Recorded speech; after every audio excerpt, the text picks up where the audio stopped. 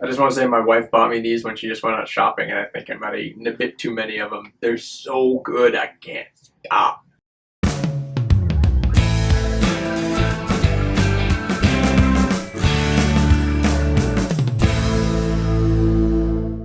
Hey guys, welcome to episode 5 of the Motley Stew Show, where I go over what's gone on past week and see what floats to the top. Let's see what the menu is this week. Actually, you guys take a look at the menu this week. I'm going to take a little power nap.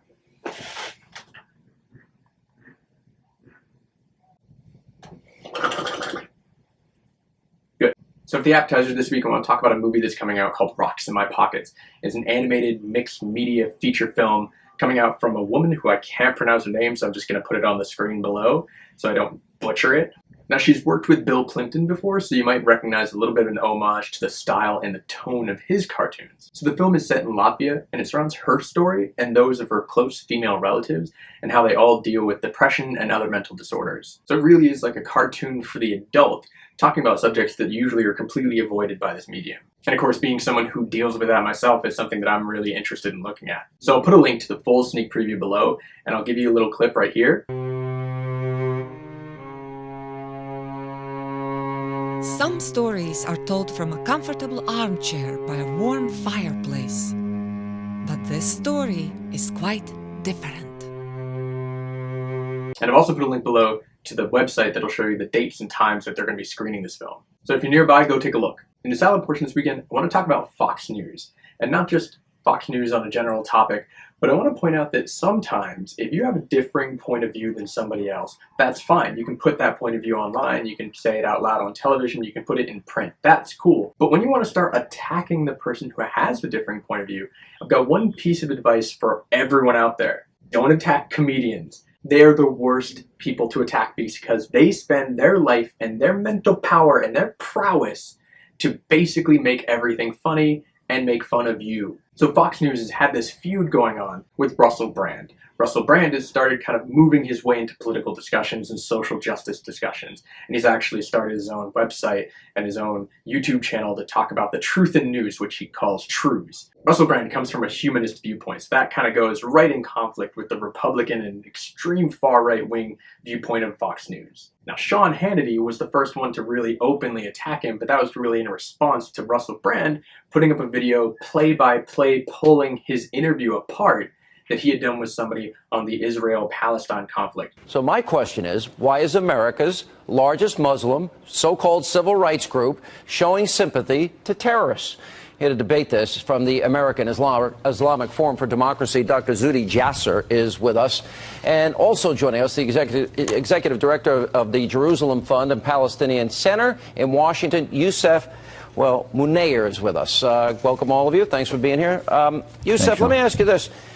If I fire 1,600, 2,000 rockets into your neighborhood... Sean's already pointing, like as soon as he starts, if I fire... Sean, you're already being unreasonable. This isn't the normal terms and style of debate. You've entered into aggression with your very first gambit. But Hannity didn't sit alone for long. And the first thing they decided to do was attack his hair, his look, his fashion, his comedy, his movies, his dating life.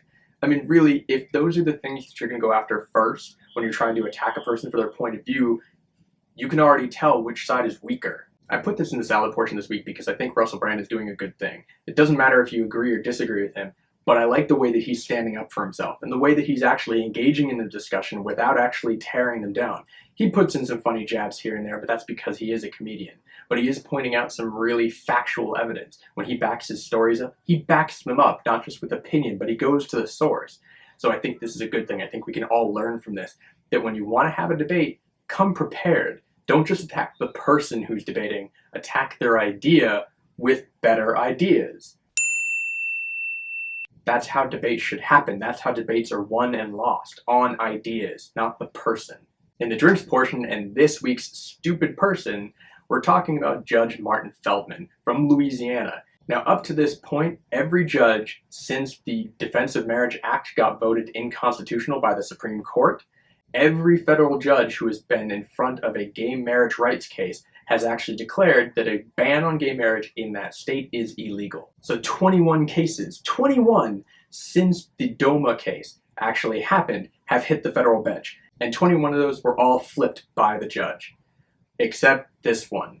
Judge Martin Feldman is the first, since DOMA was overturned, to decide that actually banning gay marriage is fine. Now, people who are looking to attack his decision are going to find a lot of things that they can poke at. One of the first ones being is that he says being gay is a lifestyle choice.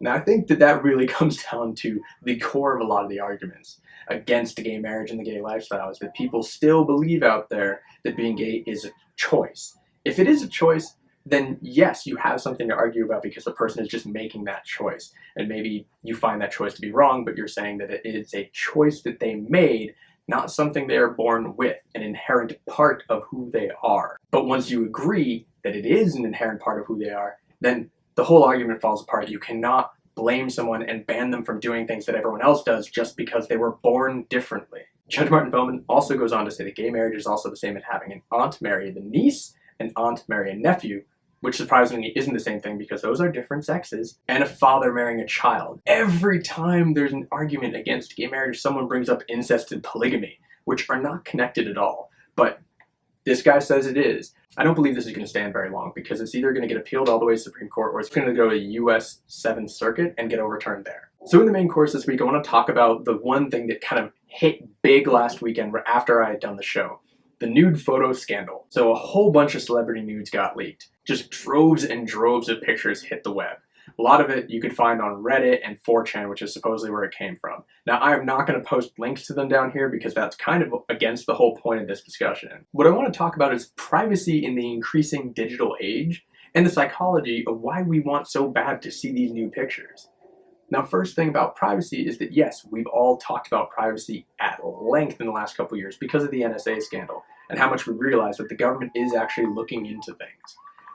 Do we have privacy in the digital age? How much can we trust the information that we put in our phones, in our clouds, on our devices, in our computers, in a jump drive, anything that we're transmitting wirelessly? There is a certain amount of trust that we have to have, and there's also a certain amount of privacy that we should have. But there are also steps that you can take to make it even more secure. And when people don't take those steps and they make things really easy for people to get to, really simple passwords, no passwords at all, not locking your wireless network, there are simple things that you can do. I'm not saying you're to blame when you get things stolen because the thief is to blame, but you do need to learn to protect yourself. It's just like locking your door at the front of your house. If you don't lock your door, you're still not to blame when someone comes in and steals it, but we're going to look at you like you were stupid for not locking your door. Now, the idea of why we want to see these new pictures all the time, I'm not quite sure. Part of it is obviously titillation. There's a sexual connotation to seeing nude pictures, whether it be male or female, but of course all of these were female. But I think part of it is these celebrities get idolized. They get put up on pedestals and we look at them like they're better than us, that they're bigger than us, that they're more special. And these nude photos, when they get leaked, have a tendency to make people think, wow, they're just like us. But the weird thing is twofold. They're just like us because, yes, there are regular people every day who take nude photos of themselves for their own benefit, whether to make themselves feel good and feel sexy because they can see that, or whether just to do something kind of exciting and titillating and secret and dirty and keep it for themselves or their partner. Who cares? It doesn't matter. That's their own personal business. But to see celebrities do that too makes them feel a little more connected to our level so that we don't keep them up in these pedestals. Some people also think that when these leak, it's kind of knocking them down. So not taking them down or making us feel like we're equal, but actually knocking these people down because we feel that they deserve it, because they've got this fame and fortune, that they deserve to be knocked down, which is utter. Yelling at someone for their success just because you don't have success isn't going to make their success any less valid. So far, one of the worst responses to this nude photo scandal is those people who looked at these women like they were sluts because they took the photos in the first place. Now let's correct this right now. It is not their fault for taking those photos. They are not to blame, and they don't deserve all this happening just because they took the photos in the first place. They have every right to take those photos. They're not yours. They're not mine. They're not anyone else's except for those people who took them. And there's nothing wrong with taking those photos. I wouldn't do it personally because I don't really want to see myself naked. But if you do, go ahead. Knock your socks off. Actually, your socks should be off because that's when you're naked. But really, the person to blame here is not the women. It is the people who stole them. The people who took those photos that were not theirs and then leaked them all over the internet. Those are the people to blame. And when they do get caught, which they probably will, the punishment is going to be valid. Now also very quickly, I just want to mention there was a rumor going around that this was all a big iCloud hack and it was all Apple's fault for not having tough enough security. But actually a very few of these photos seem to have come from that kind of a hack. The story seems to be coming out that actually this was a large cache of celebrity nudes that have been traded amongst a loose collection of hackers over a period of years. Someone got into that collection and decided to start letting all of them go. So this was years in the making. Some of these photos have long since been deleted by the original people. So that proves that this is not just a new hack that happened.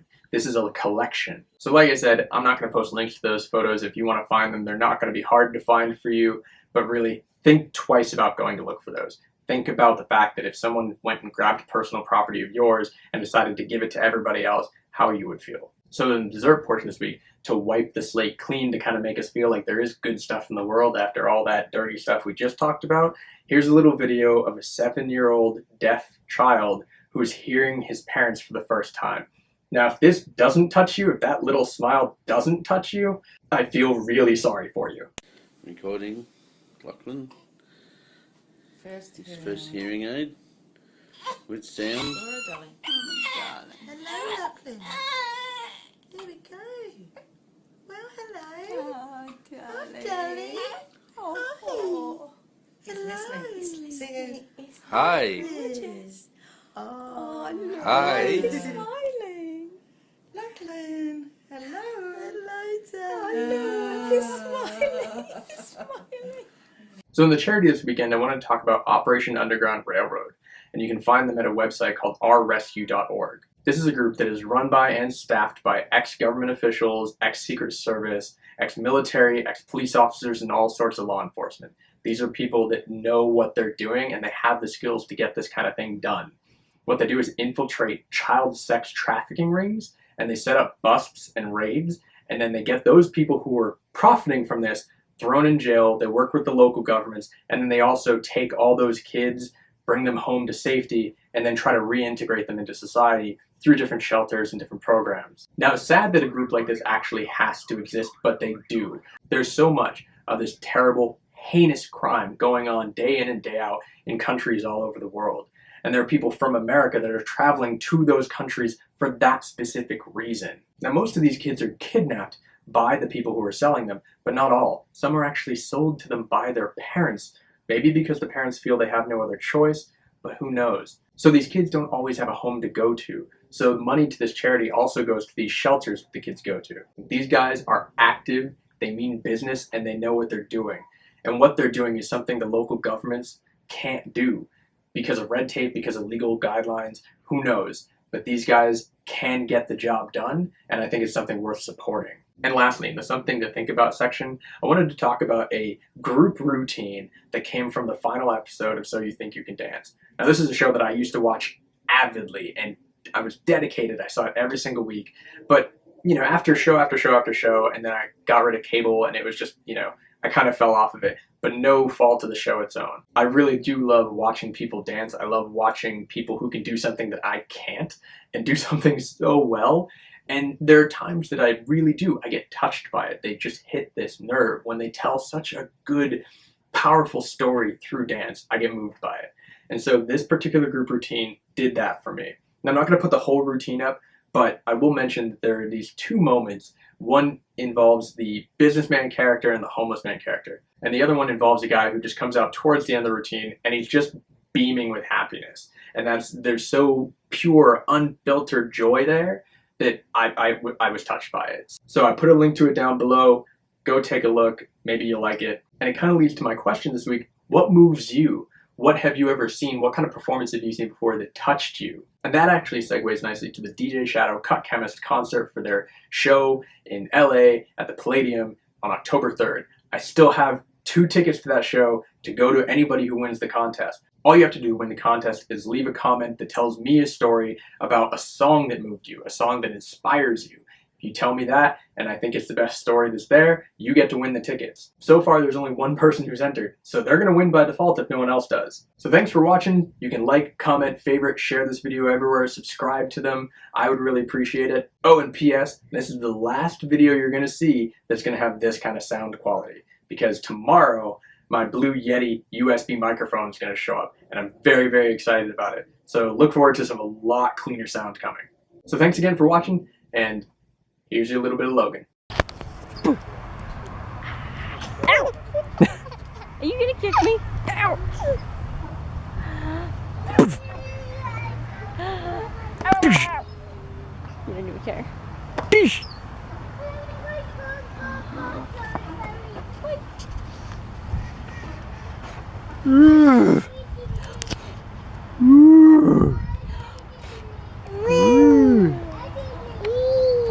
Oh. He's been caught. Oh my goodness. Oh my goodness.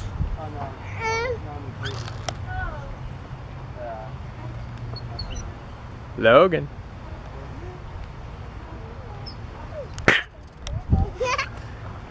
But once you agree that it is an inherent part of who they are, then the whole argument falls apart. You cannot blame someone and ban them from doing things that everyone else does just because they were born differently.